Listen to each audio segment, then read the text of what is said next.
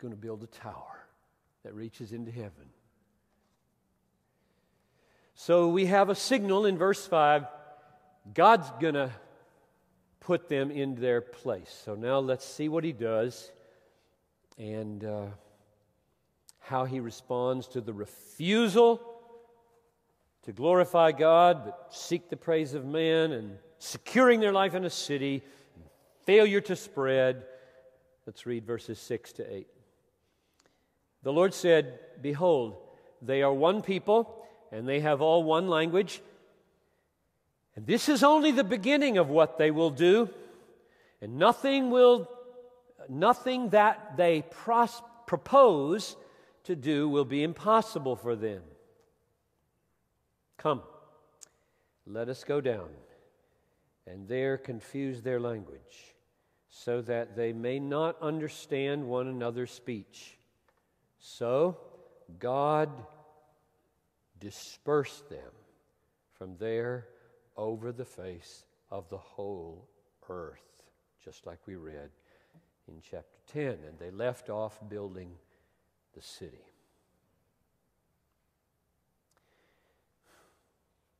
Now notice verse 6. Behold, they are one people and have all one language. So the signal there is God's work is going to multiply not only languages, but peoples. The stress falls on their one people and their one language, and when they cluster together with no hindrances to their God-denying unity, the world is in trouble. And God doesn't want the world to be in that kind of trouble. So, in response to their presumption and their arrogance, He confuses their language so that they may not understand one another's speech. Verse 7. He makes it hard for pockets of humanity to unite in God-belittling global plans. God has taken steps to make it difficult for peoples to unite in God-belittling global plans. He has set this up almost from the beginning to restrain the unifying of evil forces in the world. God knows the immense potential of His creatures created in His image. Immense potential. What humans can do is really quite remarkable till God starts to look for it from heaven, has to come down and find, where's the moon you landed on? Where's that high tower in Dubai? Oh, there it is. Little teeny speck. But it's impressive to us, and God said was impressive. Amazing liberty has been given to the human race to exalt themselves and design their own security systems without trusting God. But there are limits. There are limits. Thousands of languages, 6,500 roughly, thousands of languages around the world, thousands of different people groups limit the global aspirations of arrogant mankind. Do they not? So now we turn to the question, what's up? What's going on here? What does this have to do with the big purposes where God is going, the coming of His Son, the glorifying of Jesus Christ, the global praise of the Son of God? Now, reestablish our foundations again. When God permits a thing, He permits it for a reason. I've said it, I think, every sermon in this series. When God permits a thing, He permits it for a reason, which means it's part of a plan. He's not doing anything willy-nilly, haphazard. Everything is by design, both what He causes directly and what He permits indirectly. It's all designed. God's not foolish.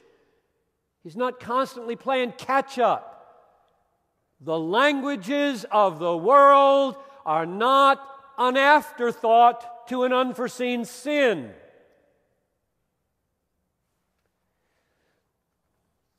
So if not, we got questions to answer. Why did He permit this kind of rebellion?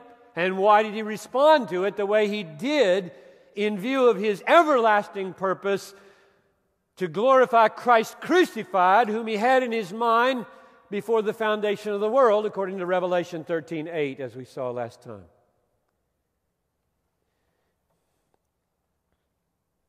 The languages of the world are judgment upon arrogant, presumptuous, God-belittling unifiers of global rebellion. And they are vastly more.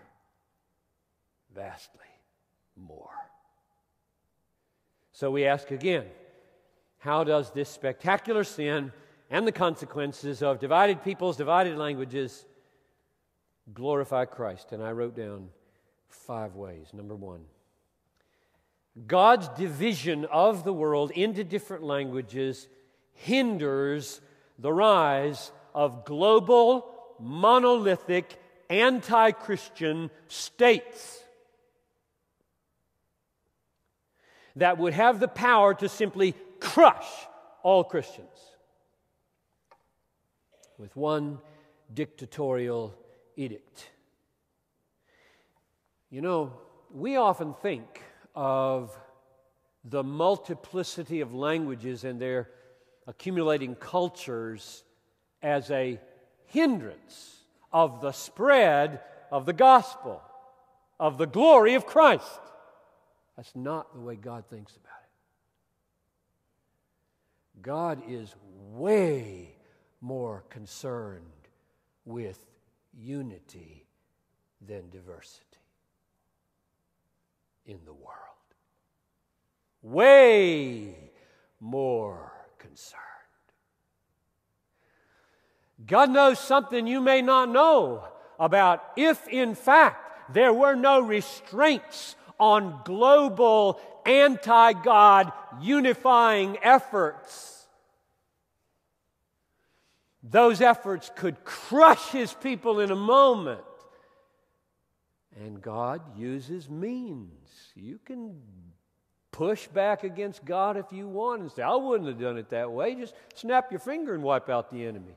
Why are you putting in place these human restraints? Well, He's God, not you and not me. So I bow, I learn, I listen. He's got a drama to play, and He's writing it. So, the first way that this punishment on this sin glorifies Christ is that it puts restraints on Christ destroying anti-God unity in the world. It makes it impossible. So in one of my questions I asked at the beginning, is it a good thing that there are hundreds of nation-states in the world that spend most of their times being nervous about each other? My answer is, you better believe it's a good thing. Number 2, is a second way that the story of the Tower of Babel glorifies Christ. Suppose someone asks, now in view of what you just said, isn't there going to be, at the end of the age, one of those big, monolithic, worldwide states? Isn't that in Revelation somewhere? Isn't that in 2 Thessalonians chapter 2? And the answer is yes. In the last day, God will loosen the restraints. Something is holding back the man of sin. God will loosen the restraints of Antichrist. Paul calls him man of lawlessness. John calls him the beast. Loosen the restraints. There will rise a great global attraction. There will be horrific persecution of believers. So much so that had he not shortened those days, even the elect, gone, he says. But there's a link between that coming event and the Tower of Babel. It makes me see that not as a contradiction to God's design I already expressed. The word Babel, 236 times or so in the New Testament, Old Testament. Translated virtually every time except a handful. Babylon. Not Babel. This is Babylon. This is scorn on Babylon. Not some little dinky city. This is comment about the origin of the great whore. The great harlot who gets drunk in the last day on the blood of saints. That's what's going on here. Now, what becomes of her?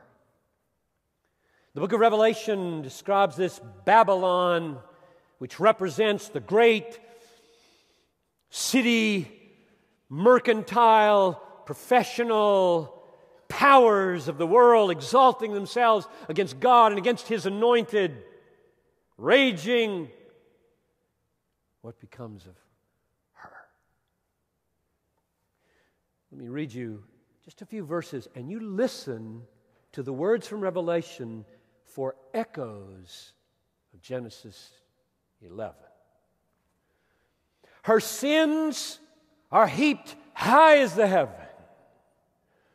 As she glorified herself and lived in luxury, so give her a like measure of torment and mourning, since in her heart she says, I sit as queen. I am no widow, mourning I shall never see.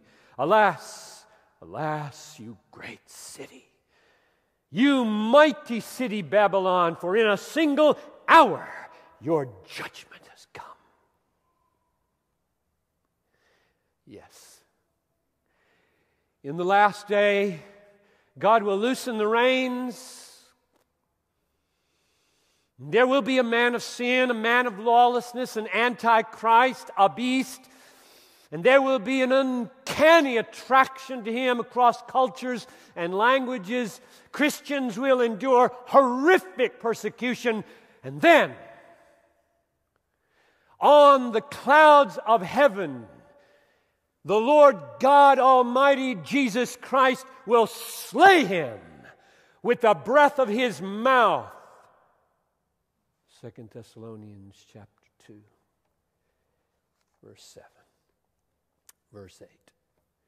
And Babylon will be no more. All the towers will have come down, and in that day the Lord alone will be exalted.